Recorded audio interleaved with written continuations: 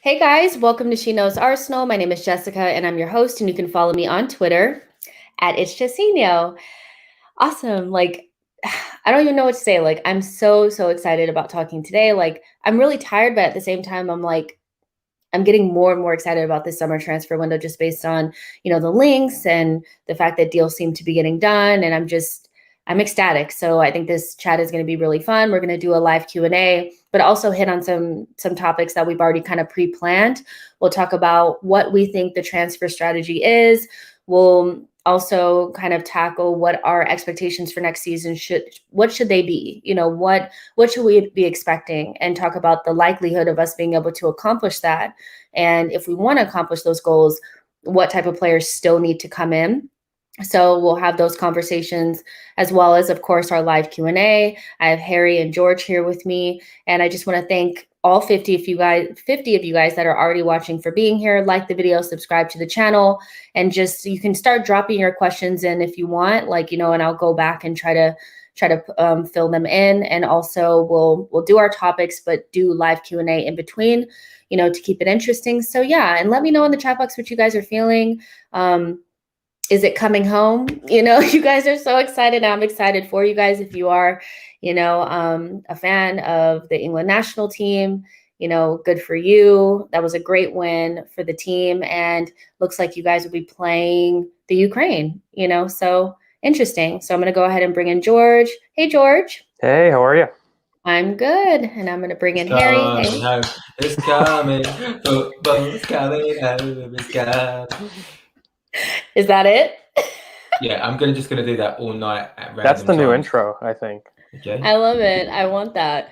You guys in the chat box, if you guys are an England fan, just go ahead and put "It's coming home" in the chat box if you're excited. So I was excited for you guys. I don't know why. I was sitting there and I was like, this is so boring, because obviously I'm a neutral, so it's boring to me. I'm watching Xhaka. Once he went off the pitch, I got even less interested. But then you guys are so excited. I saw all "It's coming home," and although I don't love Kane, I'm almost glad for him that he got that goal, because it was getting a little bit whew, is he going to score? So Harry, what did it feel like? Are you confident that it's coming home, or are you just saying it because it sounds good? Oh no, I'm definitely confident it's coming home. It's coming home. I don't know what more I can say. I mean, that's how confident I am that it's coming home. Oh, you're super confident. The words, it's coming home. I'm really happy. I thought only Arsenal fans were a bit kind of unrealistic and constantly had to go at their manager, but it seems that England fans also do it. So I'm really happy for Southgate as well, because he's proven many people wrong. We set up really well. I thought it was a perfect game plan for against a German side. And I just think that we are looking really solid in terms of tournament football. It's not about playing well, it's about progressing. And we are keeping clean sheets, and Sterling is popping up at vital moments, and Grealish is coming on at the right time to make a difference. Saka's looking good. Phillips and Rice are looking solid. Pickford's having a good tournament. Our centre-backs are looking really good. both on and off the ball, aerially especially. So I am pretty confident, 99.9% sure that it's coming home. I love it. Wow. I love I the thought you guys were going to sing with me there for a second, but no. No, sorry. Well, I was wondering what you were more excited about, Granit Xhaka's performance Well, or listen, this. We have to get into that. I was just about to say, like, we have to touch on it. It's been a great few days. I mean, and Granit Xhaka, I'm just glad the world finally got to see what I was seeing. Let's be up. And the criminal act last night is that Arsenal fans are trying to downplay it, like, oh, it's international football. It's he had so much space. They're like, he had so much space. Oh no, I've never seen him do that for Arsenal in 5 years. It's like, no, you have. You just don't want to see it, and he just done it for Switzerland on the biggest stage in world football. And I heard someone on the space say, it was an above average performance. I'm like, get out of here with your hate and your agenda. Like, honestly, just give credit where credit's due. Last night, he was absolutely wonderful. Absolutely wonderful. Thoughtless performance, incredible passing, incredible ball progression. He was brilliant. And I'm really, really happy for him. And I'm happy that the world got to see it. And finally, he's getting the props. That was a dub for you, Harry. Oh, big dub, man, big dub. I was tweeting the whole game like, Xhaka, man, he's looking good. And then I was like, Xhaka, if you make a mistake, oh boy, boy. So I'm quite glad he didn't take a penalty. You can't miss a penalty if you don't take one. Very clever, Granit Xhaka. But yeah, very happy. Glad the world got to see it, and we can finally thank him for his great service. Did you see like the memes of him with the Coke? Oh my God, so funny. That was so funny. Like the memes that came after that were so freaking funny. Like football Twitter is so good, like when stuff like that happens. I mean, obviously there was the toxicity element of it, but if you just take it for what it is, like that was hilarious. A good moment for Xhaka. And, hopefully that puts some more coins in our pocket. I was saying on Twitter, cha-ching, cha-ching. Every single time a good pass, cha-ching, it's going up, because we need to get more for him. I think we should try to get a little bit more. They're saying Juventus is interested in him. Cha-ching. More dollars, but I mean, he's like, I think it was just so weird how people are so hell-bent on being right about something. And like, it doesn't mean that he's the right player and we should keep him if you acknowledge that he's not as bad as you thought he was this entire time.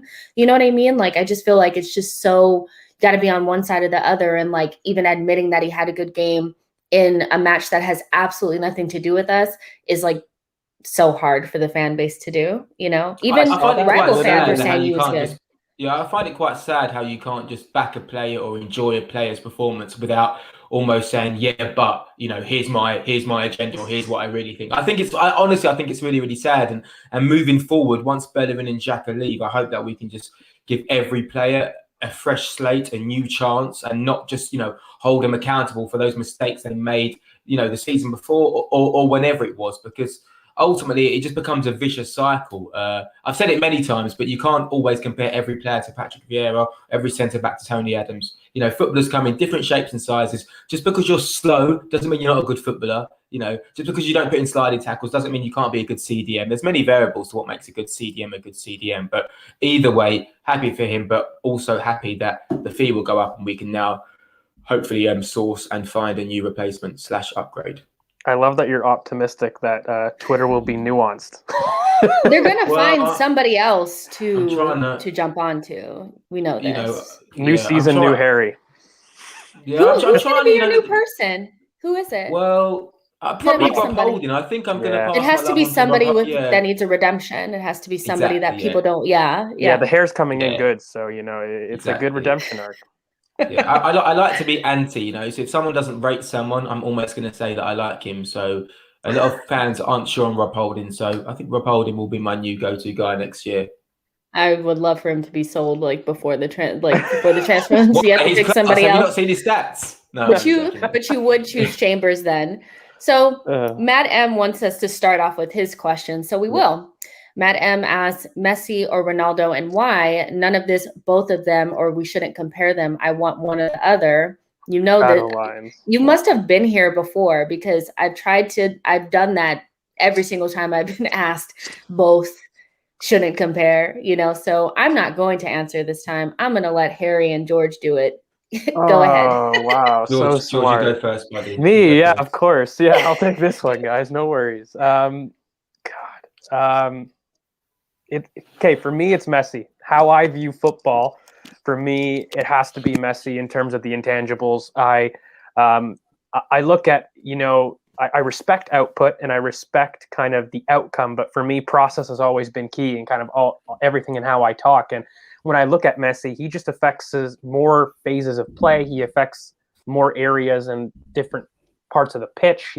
I think he's done it more consistently in different areas of the pitch, and he solves more problems for me.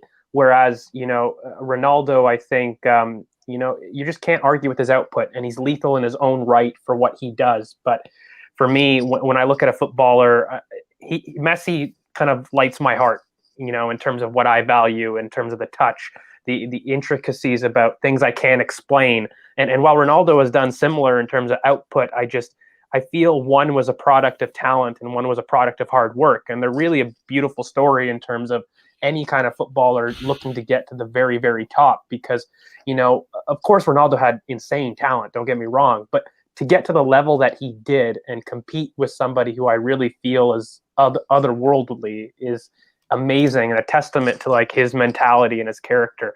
And again, a great kind of project for really, young footballers in terms of, look, if you don't have the talent, you can get there with, hard work and, practicing your craft. But yeah, for me, it kind of comes down to like, when you're at the park and you've got, some guys that are really good, but there's that one person that, will pick it up from the keeper and just go, the full length of the pitch and score. For me, that's Messi. And that's kind of why I'm going to pick Messi. But, anyone's going to be slated either way. So I don't think there's a wrong answer here. If I can please, calm the tirade here. Harry, what do you think? I'll keep it short and sweet, and I think it will be Messi as well. For me personally, I feel like he shouldn't be as good as he is when you think like physically as well. Ronaldo has all the attributes to be a dominant goal scorer. Messi essentially doesn't, but he's still been ridiculously good. And I just think he provides you with more oh my god moments than maybe Cristiano Ronaldo does. But it will be interesting to see if Messi can maintain that into 35, 36 in comparison to Ronaldo. I think maybe the physicality might play a part. But yeah, for me, it's Messi, but they're both absolutely out of this world. And I don't think we'll ever see two players again who will go head to toe for that many amounts of years. I think it's absolutely outrageous. Yeah. So there you go. Both of them picked Messi. Who are you, Jess? Yeah. What side are you on? I'm in we shouldn't be comparing them, and they're both like super good. I guess I would lean more towards Ronaldo because he's taller. I like the hard work aspect of it. It's not because he's taller or anything like that. Oh my gosh. But yeah, so there you go. And so I think it was Matt G had said that Fabrizio Romano had just tweeted. So we'll go ahead and share our screen so we can start talking about that stuff. Let's do this. Can you guys see? Yeah. Okay.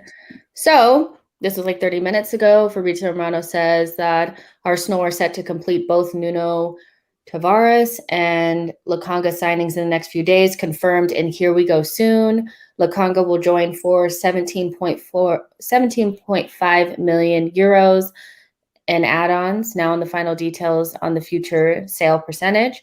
Paperwork's to be signed soon with Benfica for Tavares, and that's going to be 8 million euros plus add-ons. So looks like we're getting to the end of those transfers. They look like they're going to get done, barring anything crazy happening. But I think these two are pretty likely to get done. So for you guys, what are you guys thinking about that?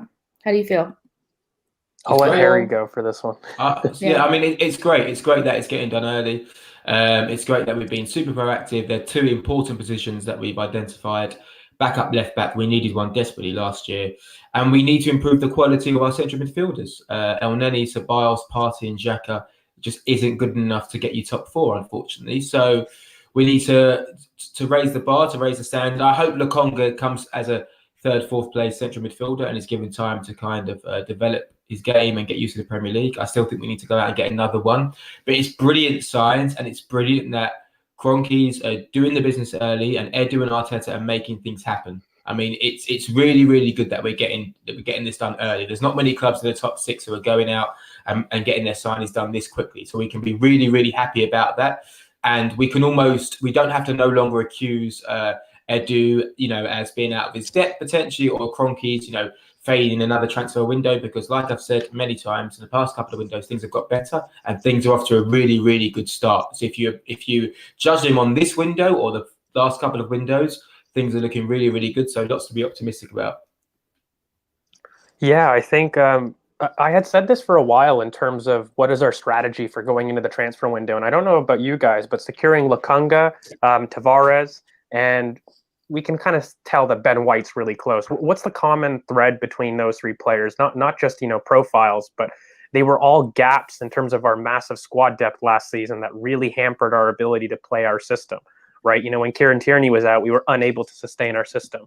When Thomas Partey was missing, we were unable to sustain our system, so we needed a replacement. When we went from Luiz to a Holding, and, in terms of the depth in the center back area, again, we were unable to play our system. So all of these are just representative of the massive gaps that we had in squad depth last season, and why they're kind of the rate limiting step to any, improvements in the squad. You had to secure these prior to doing any of the larger deals, because they're your rate limiting step. They're your smaller so-called deals that, we needed to secure, but could have been affected by larger prices. If you start smacking around Ben White for 60, 65 million and complete that before maybe you do a Tavares, or, before you complete a Lokonga, maybe they add another 5-10 million pounds, and, that starts to have a knock-on effect. I would assume the next, CM or attacking midfielder are kind of high-profile signings that, are really where the larger money is spent, between the two.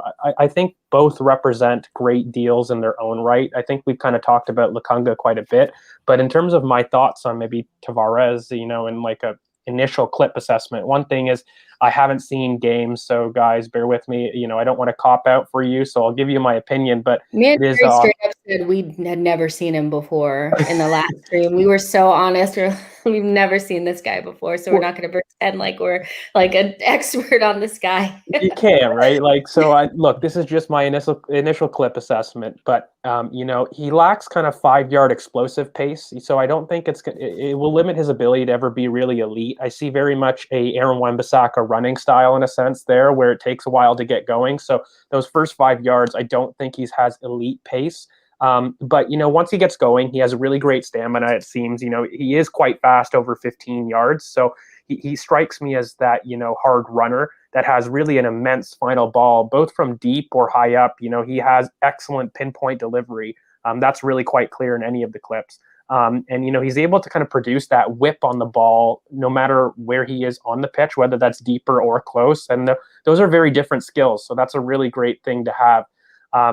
But I think defensively, you can even kind of see, he is sometimes flat-footed. I do see, even in some of the clips, he doesn't really strike me as the most defensively secure, at least in isolation. But what I do like from a coaching perspective is he shifts quite well, so his gait isn't really awkward. A lot of the comparisons I got on Twitter is, George, is this another Kolasinac, where, yeah, sure, great output, but, really poor defensively? I don't quite think so, because I think, Tavares has a lot more attacking-wise in terms of his final ball, but he's a lot more agile, so he can shift a lot more. So I think in terms of a coach, it's a lot easier to coach those positioning when your player is able to shift like that. For example, Granit is quite still in how he approaches his tackles, and so asking him to shift quickly on quick wingers is not something that you would do. Whereas with a fullback like this, you'll want to look for those things that he can shift quite well. So I think there's a lot to be positive about. Again, it's 8 million euros, so that's 7 million pounds or in that mark. I fundamentally think that we could have done better in terms of Thierry Small being homegrown, more complete in my mind, and probably a little bit cheaper. But look, he's a little bit more experienced. He's 21 years old. I look at it as like a 7 out of 10 signing. I feel kind of meh in general, because again, I haven't watched full games, so I can't sit here and be obtuse in my thinking with it. but he fixes a need in the squad. So I'm really happy to see that. And I'm just happy that Kieran's going to get the rest that he deserves now that he got his new contract. So we're clearly protecting our investment, which I think is just amazing. It is really a change in how we do business, right? Like I don't know how people can't see the benefit in doing these stuff early. Yeah, and when I look at these two signings, I was trying to figure out like, what are the whys, in terms of why these got done quicker than maybe higher priority signings. And it's because we don't have anybody blocking them from coming into the squad. We don't have left back cover. We don't have a bunch of central midfielders. I think we have to remember that Guendouzi is not really here. Torreira is not really here. But just in general, even like Ceballos has actually left, so there's space for these players to come in. And then when you look at, the central midfielder, the starting central midfielder position that a lot of people are quite worried about. And even, there's still somebody there, even with Bellerin in the right back position. We actually have to sell these players first. Like they have to actually be out the door because, we have to think like what would happen if, let's just say the Roma deal fell through and we were already like really about to bring in another central midfielder. Like that's not the way you do business. So although, I understand that maybe it doesn't feel like a priority, a left back cover and backup central midfielder, it doesn't feel like a priority, but ultimately these deals are easier to get done because nobody's required to leave in order for these deals to get done. Even with Ben White, he's going to immediately replace David Luiz, who has already left the club. So I believe that once Xhaka is complete, like his deal is completed to Roma, which it's not at the moment, in even like Bellerin, maybe once his deal is complete to wherever he's going to go, then we'll see these things move. But we have to give the window a chance to kind of move around these players to start to actually leave the club before we start to replace. And, we kind of talked about this a little bit, George, about the just kind of skepticism around the order in which transfers are getting done and all that kind of stuff. So kind of what are your ideas on that? Like, can you shed any like more light on how you feel about the order not really dictating what we're trying to do? Yeah, again, these are the squad depth gaps that were most apparent from last season that, again, don't have any squad management blocking them in terms of another player, right? So in terms of getting deals done, also, I think, when you get a deal done, it's not 100% about priority of what you may see as your team, but rather what's the easiest available deal to get done. So, I think, availability has a role to play. But again, I see these as the rate limiting steps, right? So when you have smaller deals, you really need to get those done first because those are the type of deals that actually will increase as a result of your big money signings. If you're already planning on doing a really large purchase in the center midfield kind of position, splashing a big bid on there won't really affect the price. We know that we're going big, but doing this prior to securing, say, a Lokonga that you really wanted as depth, that becomes a little bit different if you don't do it first, right? If you do that big kind of, James Madison type deal, let's say for hypothetical sake, I think Lokonga adds another 5-10 pounds, and then you may not be able to do a Lokonga and address that in the window. So again, there's a little bit there. I think fundamentally it's about availability of a deal. I really don't think that priority or in terms of whatever you secure indicates a priority for Arsenal. And lastly, again, these are all squad depth gaps that, really impeded us last season in terms of letting us play. So those were the deals that we needed to get done first before addressing the actual gaps so that we can change how we play, right? These deals affected us in how we currently played, whereas, those other deals in attacking midfielder and center mid are going to change how we actually play, with the system. So those are the big ones. We can't forget the Euros are still going on, you guys. Like, we still have to get through the Euros. And it just, we've seen with White and Lokonga and Tavares in particular, that when the concrete links come out, the deal is pretty much done. So that's something else that we have to take into consideration. Like when I think once Xhaka goes, and maybe if that person that we're looking to replace him with is not in the, in the Euros, we'll see things, but the deal will pretty much be done by the time it comes out. That's how business has been done this window. And quite frankly, I like it, So I want to throw this one to Harry. Matt G asked, why has there been so much backlash on the Ben White signing? Cost, not a household name. In my opinion, it makes complete sense. It's never a mistake to add talent to the squad. Is it just because his name is not Benjamin Blanc? Is that it? Yeah, I mean, honestly, it is for me. Simply, it's just perception, and the fact that maybe he comes from Brighton and his upbringing or rise to the Premier League is a little bit different. Yeah, so I think it is a good signing, and I think if Arsenal fans, if you can try to, forget about previous centre halves or forget about centre halves who sound a little bit better off the tongue, I think if you take all of that out of account, I think Ben White is a sensible signing for a good amount of money. But I mean, at the end of the day, if he's someone that has an impression that Maguire had on Man United or that Virgil van Dijk had on Liverpool in a few years, then 40 million, seems like nothing. And like George just mentioned, Nathan Ake went for 50 plus or 50 million, I think, to Man City or around that fee. So I think it's a good bit of business. Let's not forget Rob Holding was 2 million from Bolton, and he's been, a decent enough centre half for us. So I think it's a good signing. And gearing up for next season. Oh yeah, I'm just getting these little Rob Holding hints, just very, very, very, very subtle. We'll drop them in now and then. But yeah, the Messi Ronaldo debate's really interesting. But Rob Holding's a great player as well. But yeah, I think Ben White will be a good signing for us. I mean, I just wanted to bring up the whole Foden thing. I mean, his peers clearly think he's pretty good. And again, like, I have friends that are not Arsenal fans who are pretty much saying, like, this is a good signing, that this worries them, that it feels like we're getting our shit together. It's better than going out there and getting somebody from maybe like another league or taking a risk on somebody like that. So, I think it feels like we're going in the right direction, but just quickly, one more thing as well. Yeah. I think attitude and personality is a huge part to play in it as well. And I think if you find someone who has the right attitude essentially, and has all of those characteristics and personality traits that you think, I can build something around this kid, or he's going to help our other players develop, which is why he's in the England squad. Gareth Southgate knows that he won't get any minutes. He knows that Ben White won't be used, and Ben White probably knows that as well. But it's about having the right people in the squad. And I think that's a really good sign, because he could have taken Watkins as an extra centre forward. He could have taken James Ward-Prowse for set pieces. There's enough centre halves in that squad. But he took Ben White because obviously he sees something in him for the future. And he's obviously a nice chap. And he comes across really well in his interviews as well. So I think there's lots to be positive about. But even beyond the soft factors, just pure playing wise, he makes more than enough sense for you to understand the move, right?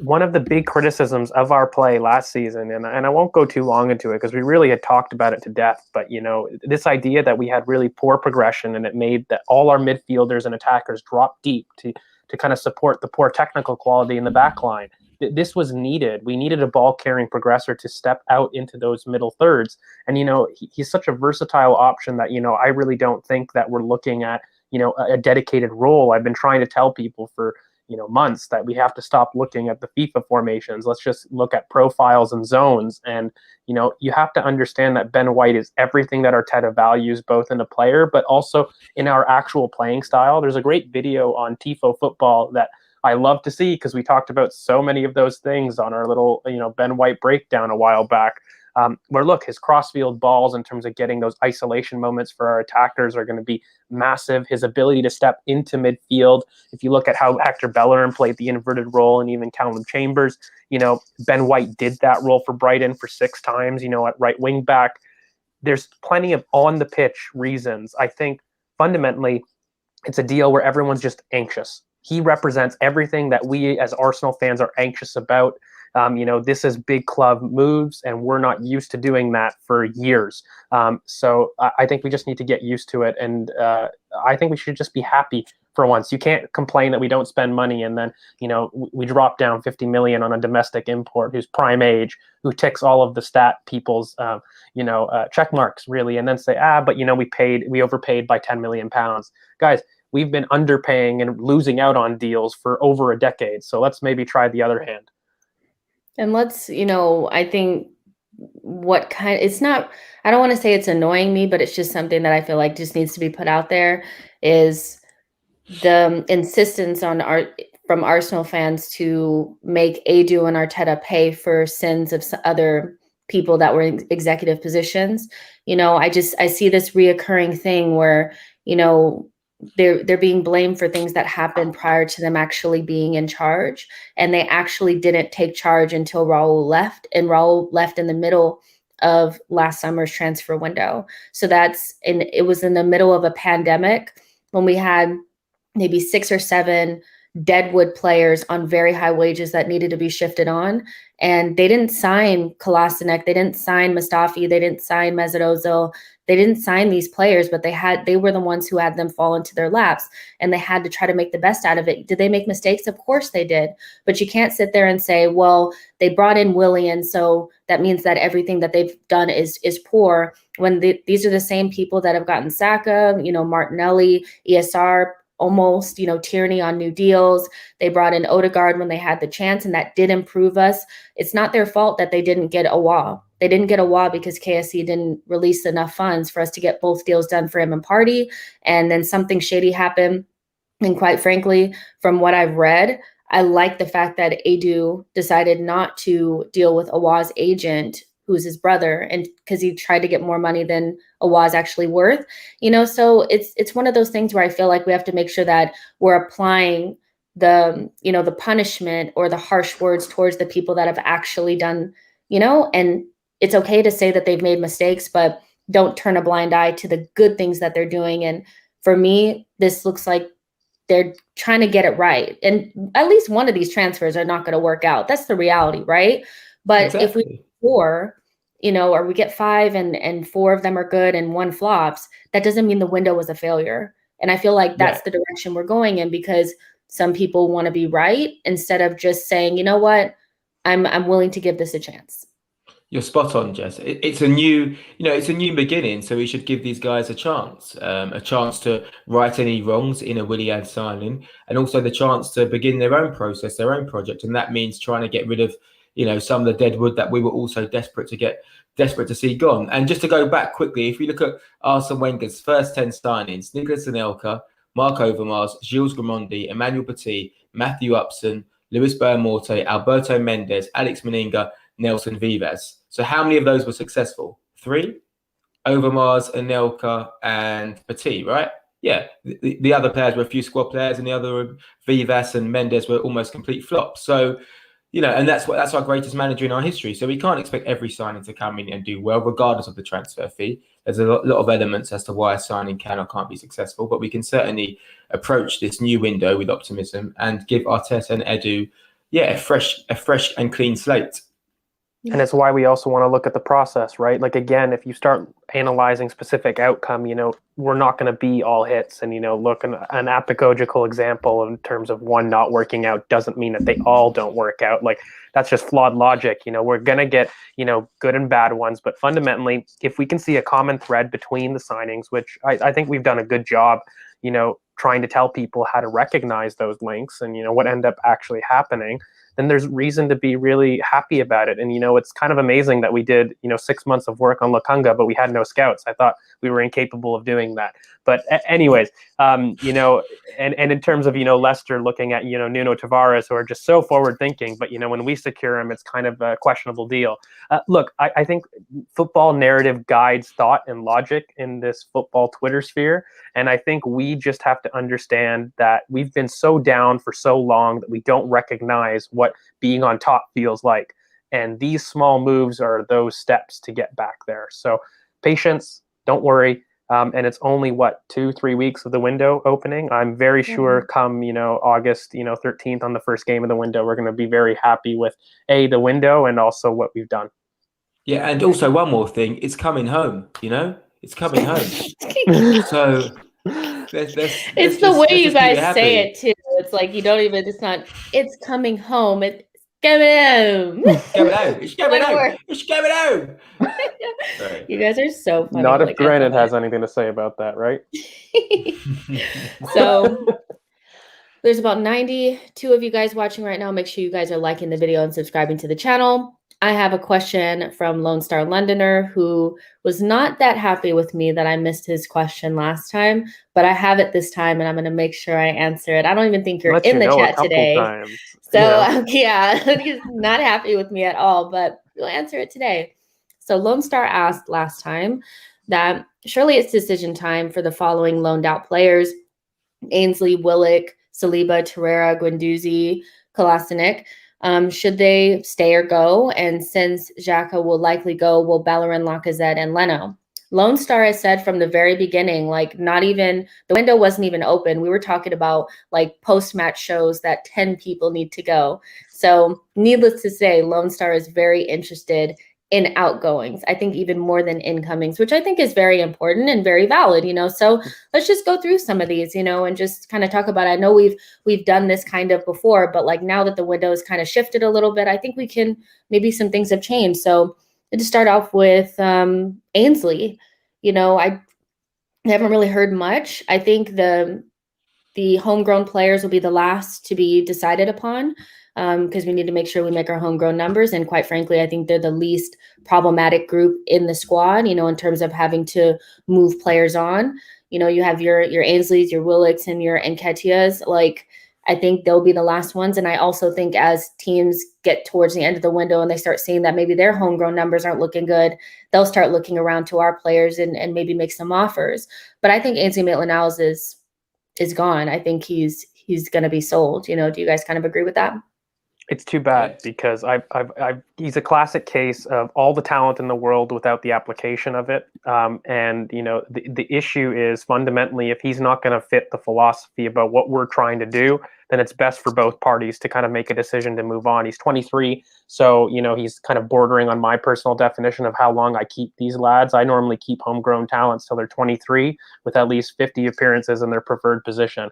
And for Ainsley, that seems to be right center mid, where unfortunately we've got now Partey and Lokonga, who are going to be the future, along with Miguel Aziz, who's there. So in terms of if he's not going to want to play right back and right wing back, which, by the way, he still could be among the best in the league doing it. I want to make that clear. It's not a talent issue for me. It's totally mentality and how he fits with the squads. So if Arteta says, look, we're at odds here, I think it's time to go, and we'll get something different there, then, it kind of makes sense to move on, right? And we have 4 right backs on the books. So if you guys want a right back, we do have to let one go. So, I think unfortunately he has to go, but I'm not happy about it. I wish he'd just take the spot, but I really rate him for rating himself, if that makes sense. You know what I mean? Like, if he wants to make things happen in his career, this is the only way to do it, is bet on yourself. And if that means going to teams that aren't fashionable and playing the position that you want to play, then do that. I just hope that we get a decent fee for him and he's happy, because he's still Hale End. So to me, it's like, I still hope that he has a good career and all that. But I think it's definitely, going to be the end of the road for him at the end of the summer. So let's talk about Willock. Newcastle hasn't made a bid just yet, but I think they have limited funds. I think they're one of the teams that may come in late for Willock, after they kind of figure out what they're going to be doing. They really like him. I would be surprised if they didn't put in a bid for him. But should we be letting Willock go with the limited kind of, maybe resources we have in midfield? Even if you look at, we lose Ceballos, you lose Guendouzi, you also lose Torreira. Do we still have enough in there to be, satisfied during the season? I'm not quite sure. I'm thinking we may be one short, especially with Aziz not really playing any first team minutes as of now. Will it be a nice profile to have around, or is it time to sell now, just in case his value never increases past, what it is today? It's an interesting one, isn't it? Because I still don't know what position he is. I still don't know what he's good at, apart from obviously scoring goals or late runs into the box. He feels more like a second striker to me. I know we spoke about it a while back in the squad building episode. I mean, listen, it's a great option to have off the bench, for sure. If we're looking for a goal, it's a great option to have perhaps as central midfield, but I just don't see those qualities in him. I just don't think he's responsible enough on the ball. I never saw it playing for Arsenal. And I didn't see much of it in Newcastle apart from him making those late runs into the box and driving forward with the ball, which is great. But in terms of penetration and just being that bounce board in the middle, I didn't necessarily see that. Doesn't mean he can't do it. It doesn't mean he can't grow. It doesn't mean he can't blossom into a wonderful footballer for Arsenal. But like with many of our players, if it's a case of selling to buy, then I would entertain a good offer for him, because we run the risk of this Newcastle bit of form just being that, just the high point of his career, and him never being able to replicate those goals again. So I would say sell reluctantly. Yeah, reluctantly. I'm not shoving him out the door, because I'm still trying to figure out how the midfield is going to be covered. Like, I don't know. I know we'll still get another central midfielder, but I still think we're light in that position just in case some weird things happen, so I just didn't see enough of him to play, in a 2 or in a double pivot. I just didn't see enough of it. He's definitely not a pivot player in my opinion, So then I don't know where he fits in. He's not creative enough to play a number 10 in our system in the way Arteta wants to play. So I just don't know where he fits in, apart from coming on with 10, 15 minutes ago if we need a goal. But there's Martinelli for that. There's probably going to be Pepe for that at points. Lacazette, Aubameyang, ESR. There's plenty of options, So we don't just want to sit. We don't just want to have a kid sitting on the bench because we might want to use him, for 10 minutes here and there. I think we're better off loaning him out again. Maybe, hoping he finds more form, raise his fee, or just cashing in on him when we can. I don't know. Lots of options. So now let's talk about Saliba. On loan at Nice, looking like maybe go out on another loan. I'm not sure. That picture today, not sure. It's looking like, I don't know what it's looking like. I don't know. Bad news, Jess, because the water bottles were in a triangle. They weren't in a rhombus. It means then that he's going. It's 100% the case. I told you there was no snacks. If it's good news, usually there's snacks, a little bit of celebration there, maybe some champagne or something. It just, that picture looked ominous to me. So I'm not sure. But really, if you look closely, you can see the reflection. You can see his face, the agent's face. Look really, really close into the third bottle at the back. His face is reflecting on the water, and his face is doing like, oh. So I think he's unhappy. I can see a Saliba loan to Crystal Palace, just throwing it out there. Patrick Vieira gets the job. To be honest, it's for me, first of all, that's a really good shout, But if they have a long-term plan for him and they're saying okay, keep holding for one more year, loan Saliba to a Premier League club, and then he comes in as a homegrown player next season and starts, then we're good to go. But we're not going to be privy to that information. We have to kind of wait and see. But George, Saliba season, this is your boy. What do you think? I think you should stay, Shock. Look, I think fundamentally when you're looking at, his profile, if we're going to sit here and say that we don't want to go from a Louise to a Holding, we can't go from a White to a Holding. It doesn't make logical sense for me. I think this idea of him being sent out on loan is honestly hogwash. It's really agent-led narrative for me. It's clearly his agent isn't happy with the relationship with the club, but we knew these things. And, again, without having a conversation with Arteta and Eddie, which we surely got today, this is confirmation that they're going to sit down and map out a plan for him. I truly think that, they're going to give him a chance, to kind of stake his claim in the team. I don't think that we should be giving him, a guaranteed spot, but I think what his agent is looking for is assurances that he's part of the future of Arsenal. Because I don't think that was necessarily the way it was handled last season, kind of spoke that indirectly. If you're looking at the player, it's not a player issue. It can't be a player issue because just fundamentally, he's everything that we're looking for in that position. Across stats, it's across profile, across what we're trying to do.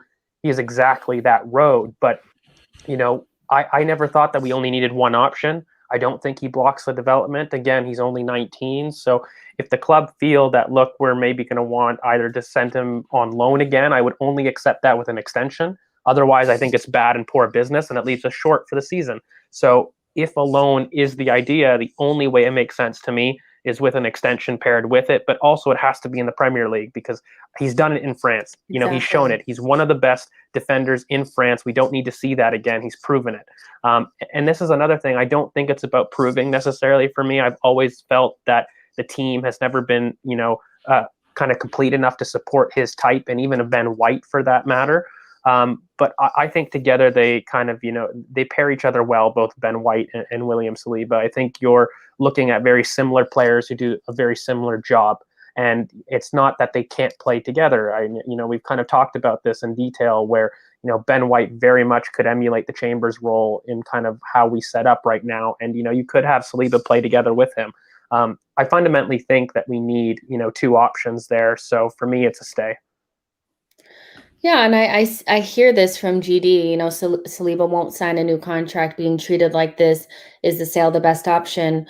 To be honest, like everything that we've been speaking about from from a fan perspective, is a lot of it is assumption, from what we think, and this narrative that we believe that he's being mistreated and all this type of stuff, so we don't actually know what the relationship is.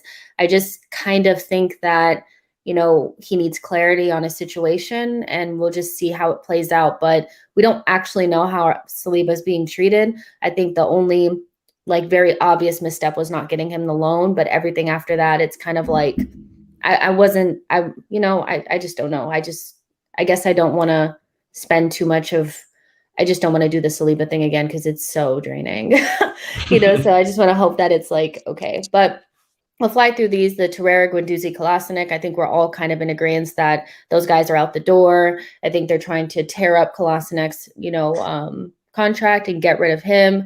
And then Guendouzi and Torreira are on their way out, which what would be really exciting that we could probably talk about on another day, or maybe towards the end of the show, is if we could do some sort of deal with Guendouzi to bring in Boubacar Kamara. That would be great. But that's just, me and George just, dreaming, Damari, if I can't have the man, I want the project. Oh God. So, and since Xhaka will likely go, will Bellerin, Lacazette, and Leno? I think Bellerin is basically just, if somebody buys him, then he'll go, but there has to be a market. Somebody has to want to pay cash money. Right now, I think the Inter thing of wanting to just offer a loan just doesn't make sense for us. I don't think it makes sense. What do you guys think about Lacazette and Leno? I think they're it's a little bit more questionable, like whether they will leave the club or not. So, Harry, if you want to start out with Lacazette. Yeah, I think if an offer comes in, I think we'd entertain it, to be honest, because we have obviously Aubameyang, Martinelli, and Balogun. And we need to make sure that Martinelli and Balogun are getting minutes, and with no European football, there'll be less games, etc. So I have a feeling for Lacazette and Leno, if a good amount of money is offered, I think we would sell Lacazette. And if we can find an upgrade for Leno, #.Ramsdale, then I think we would also sell Leno. That's the feeling I have. But I don't think it's high on the priority list for Arteta and Edu. What do you think, George? Well, Leno, okay. I'm not a fan of him, but I just think there's too many transactions to kind of go through. When I look at I'm not a fan of the Ramsdale deal. I really am not. In terms of, look, I think devil's advocate answer, he's a young, homegrown keeper that's a project to hopefully grow into the role, right? Like, I think that's the devil's advocate answer for a Ramsdale. I just think he's so poor, not just this season, but when I was watching him with Bournemouth, he doesn't fit the profile for what we're trying to do. If we're looking to have a goalkeeper participate in the first phase, even in Bournemouth, who do encourage first phase play, they really, I don't think he's done it. So for me, what the one thing I do look at the Ramsdale deal for is, yeah, I do think it's a smokescreen, actually. I agree with, O'Malley. I think it is us saying that we want a homegrown option. Really, that's what I think I look at in terms of that link. But for me, why can't Arthur Okonkwo be that? He's young, he's homegrown, and he's a project keeper who is in the profile. So for me, that's why I'm actually going to keep Leno, though, because I think in terms of a bridge and a transition, I don't think going Onana Okonkwo is a smart move. I really think that if you were to go Leno Onana Okonkwo, that's a great progression plan. And I see the Onana deal. I think that there's a lot of anxiety with it. Guys, he can't train till September. So Arsenal, we're never going to go in and complete a deal anytime soon, because why would we pay wages for 2 months for somebody that, is going to not do anything on the books and also can't train with the team? And we do clearly know that we are his preference. So we hold all the cards in that. I see it very similar to a Kieran Tierney deal. So that will probably be done much later in the window. So yeah, I think with that, I would keep Leno though, because even though he'll train, he can't play till November. And then of course, AFCON. So in terms of a total amount of games, he's maybe here for 20 games out of the 38 game season. That's not enough for your number one if you're chasing top four. So you will need another option that clearly knows the league. But that isn't to say it's because I rate Leno. It's mainly because I want a bridge from that chapter, and I don't think we're ready. Exactly. Like the goalkeeper situation was just never one that I felt like needed to be addressed this summer. Like I didn't like the amount of shifting around that feels like would be happening to me is a little bit like, oh gosh, like more goalkeeper stuff. Like, I just, even though I don't think Leno is perfect, I would just prefer us to just go through this next season with him and then figure out what we're going to do. I kind of like the idea of Onana coming in and chilling and then just taking over for Leno, and maybe we have something in the pipeline, but like I told you guys, I was waking up trying to figure out the Ramsdale thing. I'm literally like in my bed, like, okay, so like, how does this make sense? Make it make sense. Just try. And it just doesn't. It just doesn't, I definitely don't think he's the worst keeper I've ever seen. Oh my gosh. Like, I don't think it's that. It just doesn't feel right because I still think they want too much money for him. And so hopefully it's a smokescreen for something else, but we'll see. That's the only one that sticks out like a sore thumb. Well, yeah, and I think strikers are similar for me. Like there's so many strikers. I've said constantly in all these streams, I don't get the links to strikers. I really don't. I don't understand why Balogun would re-sign without the promise of assurances of some kind of first team football. And when you add Martinelli and Aubameyang, who's going to be our first choice striker, it makes no sense. We've got to sell Lacazette. And in fact, I don't think that Balogun would have signed if, he wasn't promised that Lacazette was going, because they're the same profile. Again, like when you're looking at the types of players here, it's not just numbers in the position. In terms of actually solving a hole in the squad, Balogun is that back-to-goal striker who can roll, right? He is that striker who likes to drop deep and participate and play much more than an Nketiah. So if you want to play, you're going to have to play over Lacazette. And for me, he's got to go. He's got to go. George said, he's got to go. Okay. You were driving him to the airport, aren't you? He hasn't got 15 league goals in his whole time at Arsenal. He hasn't accumulated more than, or 15. He hasn't accumulated them in over 3 or 4 years. Like he's just, look, I love the man, but you have to make a decision playing wise, and similar to Hector, I don't feel a need that I have to trash him personally, but at the same time, I can objectively say he's just not been good enough for a top 6 side. Yeah, for sure. Wooly says, thoughts on Calvin Phillips as a Xhaka replacement, no brainer. Kind of talk about this a little bit. I have a nice little agenda against Leeds players. I just don't see it. I don't believe in it. It doesn't work for me. But Harry, what do you think about Calvin Phillips and his full head of hair?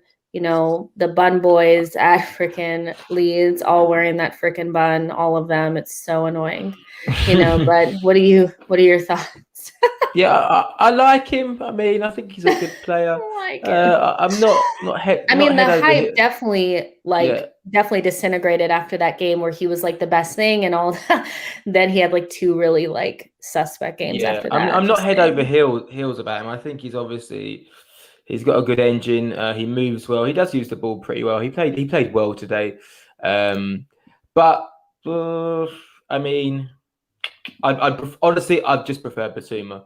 So it's really hard for me to think about another Premier League player in central midfield. I would just prefer Basuma.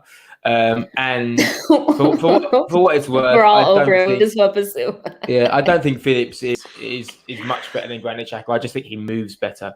But when it comes to usage of the ball, I think as this wonderful chart shows that progressive passes, Granit Xhaka is right up there, and progressive carrying, Granit Xhaka is also right up there. The things he's accused of not doing the most. But anyway, it's not about Granit Xhaka or Rob Holding.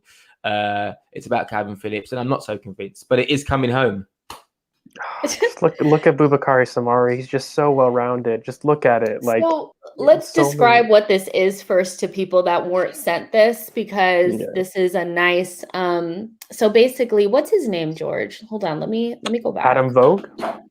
Yeah, Adam Vogue on Twitter does these really cool like spreadsheets and graphs for so you can easily compare, you know, different players in certain positions, and that's pretty much what we're looking at here. And he was nice enough to like create this one, and he tagged all of us in it, and I loved it, you know, because it includes players that exist at Arsenal and Granit Xhaka, and then players that we've been linked to, and then players that are obviously going to other clubs like Boubakary Soumaré, and seeing what they're good at.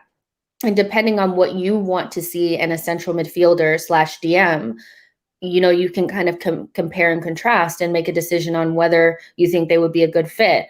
For me, I think I'm more looking for the like traditional 6 that sits in front of the defense and allows Thomas to do his thing and go forward and go box to box, whereas others are maybe looking for an Eduardo Camavinga type that's more well-rounded, that's very good in the pressures and getting the ball off of their opponent, but isn't a natural. He's not a 6, you know, he's not just going to sit, he's going to move around and more play in maybe a 3. So I think this is a really good chart to really show that. You know, what stood out to you on this, George?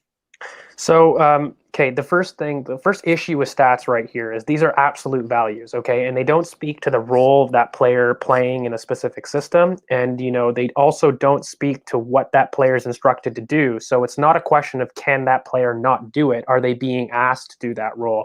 And you know, I really look at an Yves Bissouma for this, because this is his stats from last season. Whereas if you were to look at his stats for Lille, a lot of those progressive passes would have been a lot higher because he was deployed as an 8. He wasn't deployed as a sitter. And when you're comparing something like an Eduardo Camavinga, who, of course, jumps off the page for most in these yellow bars, again, he was an 8. And so when you're comparing those numbers to somebody who traditionally sits, like a lot of these other players, Kamara, Xhaka, Soumaré, Bissouma, they're all very clearly 6s. And so it does misconstrue some of the numbers. So that's just one thing to get out there. Look, when you're replacing Granit Xhaka, for me, I actually look at the opposite here. I don't want to replace what Granit Xhaka is good at. I want to replace what Granit Xhaka is not good at. And so I go to the charts where Granit Xhaka kind of fares the least. So you look at your pressures, your tackles and interceptions, and your dribbles. And I want to replace somebody, in that mold, because I believe that you're giving the role of progression to Thomas Partey. And, we've kind of talked in the past, it's about making sure that we facilitate Thomas the best that we can. And in order to do that, you need to get a profile that isn't going to step on his toes in terms of the progression. And so if Thomas is going to deal with that, and in terms of the key passes and the attacking output, then you need to find somebody that's great defensively. And again, Bissouma jumps out at the page, surprise, surprise. And of course, why I love Soumaré is you can kind of tell he does similarly great in all of the defensive duels, but when you look at progressive carries and passes, he's just absolutely elite, right up there with Granit Xhaka. He's such a well-rounded profile, but again, I don't want to highlight somebody I love so much that we're not able to get. But what I did see from this graph is ultimately maybe what you prefer, right? So I think one thing that it did do is it shot down a lot of narrative. So, Granit can pass. He does do a lot of these things that maybe people don't see. He's a progressive machine. We do need to see that. But again, I just caution people because, these stats don't talk about role in a team. They don't talk about systems. You have to take them with a little bit of context. And I would actually look at, let's define what type of sitter we want and then compare similar sitters in that mold, because it becomes really difficult when you look at absolute values and you don't compare them to like-minded players to get those really kind of nuanced differences between them. Yeah, because basically, what I'm looking for is somebody that can pressure and tackle. Those are the things I'm looking for, is somebody that's quite mobile and is just more of a CDM, really, but not the type of CDM that can't move.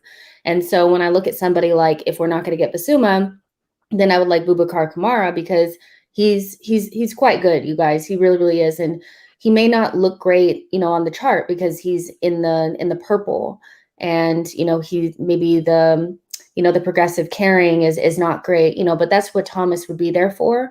And when I watched him, there's actually a game that he played in preseason against Bayern Munich. I went back and watched it the other day to try to, just get some more, just to remind myself of him and why I like him. And, what these kind of stats don't really show is somebody's confidence and how they, project themselves on the pitch. And he was not afraid at all to play against Bayern Munich in that game. He was very good, very technically good on the ball, quite snappy. He gets into the tackles, wins them, but he's tidy on the ball. But it's not just like 5-yard passes sideways and backwards. He does have progressive passes in him. So again, like what George has already said, you have to think about roles and all that kind of stuff. But, for me, it's more of a Basuma/Kamara type. But for some, it's Camavinga, and that's perfectly fine. We have to see what the club really wants. And I think we'll know quite soon once Granit Xhaka is on his way out. But also, just to really quickly jump in, Boubacar Kamara has spent a lot of time at center back and right back as well. Like, these aren't adjusted for sample size too. And this is just the one thing about comparing absolute stat values that you really just need to keep in mind. So while maybe those, progressive carries are quite low, in terms of, he spent a lot of time at center back. And so you're not asking him to break the lines. If he was playing DM, he did, and he actually fared pretty decently. I think if you watch them too, I love stats because what they do for me is they make sure that what my eye is seeing is correct in a sense. And that's what I use them for. And I think everybody's going to be different in terms of what guides, your view and your scouting. But I think Kamara is Samare light. I've said it before. He is the unfinished product about what Samare is great at. You're going to get a lot of the well-roundedness that you may like in that profile. But he is a project for sure. He has to work on his positioning a little bit more. But he's such an intriguing prospect, in terms of both on and off the ball, that it just makes way too much sense to want to wish that we would swap him and Mateo. But yeah, I think all of those players, by the way, aren't bad. If we were to get any one of those CDMs or CMs, I think, including Granit, by the way, I did that purposely. Like, Granit is a good player, but if we do want to move on, you can't say that, George. You cannot say that. If you want to move on from him, you have to say he's the worst player. You can't say he's good. Harry forced me. He tied me up and he said, if you don't say that on the stream, we're done. But look, I think if you want to move on, and like we keep saying about moving on, that's why I would look at that chart and look at where Granit's kind of weakest, right? And kind of look at the antithesis of that, because that's maybe, if you want something new, that is, you would look for that type. And I think that's a Basuma, but we've said that before, right? So he just has to sign the thing already. Please, just, yeah. And Ali, we kind of already went over this. It's strange that there's no concrete links, but the Euros are still happening, and how the business has been kind of done already in this window is it's quite quiet. And then when it actually comes out, the deal is pretty much done. So I would say let's wait and see. Granit has to go first. It has to be like done. And right now it's not done, so we have to wait. But, we'll see how it goes. I can't believe any of the links that came out earlier because everything else has been so quiet. So, the Neves and all that kind of stuff, now it's looking a little murky. And yeah, it's not Glenn Kamara, it's Boubacar Kamara. They're different. Glenn is great, by the way. Glenn is very good, by the way, too. And he is a similar mold of what you would look for if you're amenable to that 1v1 duel monster. But yeah, it is Boubacar from Marseille, not Rangers. Yeah, for sure. All right, you guys, we've hit an hour, and I think we've spoken about pretty much everything that we wanted to today, and we answered some of your questions as well. Lone Star, I answered your question. I answered it. Please come back to me. I love you in the chat, so just come back to me. It's okay. I answered your question. But I also wanted to let you guys know that I'll be going to Football Fest 2020 with Yankee Gunner and the Arsenal Vision crew and all that kind of stuff in Vegas on August 20th through the 22nd. I can share the link. I'll share the link in the description box as well in the chat box before you guys go.